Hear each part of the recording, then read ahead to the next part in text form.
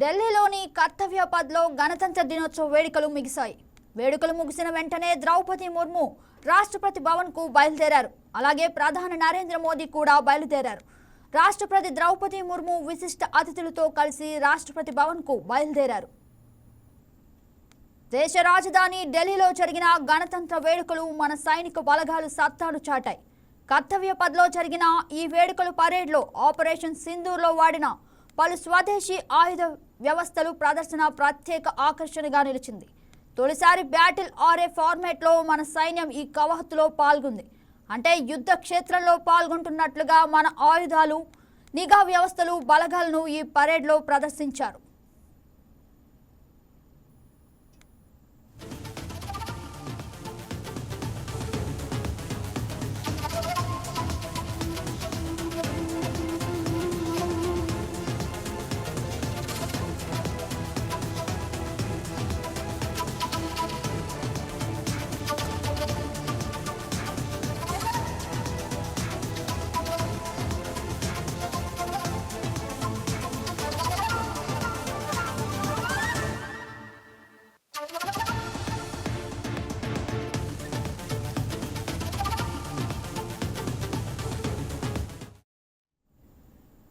Operation Sindoor థీమ్తో రూపొందిన భారత సైన్యం శకటం మరింత ఆకట్టుకుంది.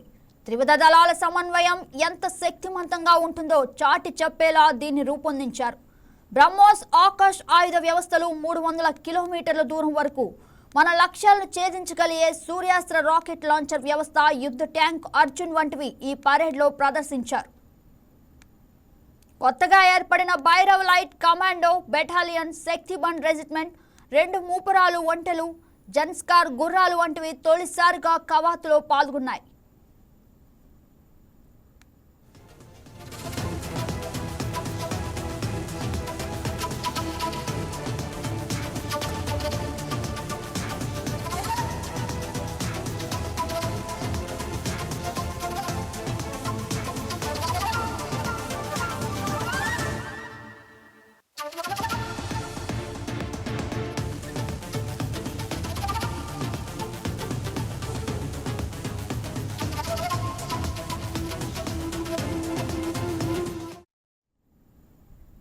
ఢిల్లీలో కర్తవ్య పథ్లో జరుగుతున్న గణతంత్ర దినోత్సవ వేడుకలు వివిధ శకటాలు, విన్యాసాలు హైలైట్గా నిలుస్తున్నాయి. విన్యాసాలు ప్రతి ఒక్కరిని అబ్బురుపరుస్తున్నాయి. భూకంపం సంభవించి 25 సంవత్సరాలు పూర్తయిన సందర్భంగా గణతంత్ర దినోత్సవ కవాతులో హోంమంత్రిత్వ శాఖకు చెందిన జాతీయ విపత్తు నిర్వహణ అథారిటీ ఎన్డీఆర్ఎఫ్ను ప్రతిబింబించే శకటాలు ప్రదర్శించాయి. ఈ సమయంలో ఎన్డీఆర్ఎఫ్ బృందం పౌరులకు ఎలా సహాయం చేసిందో ప్రదర్శిస్తుంది.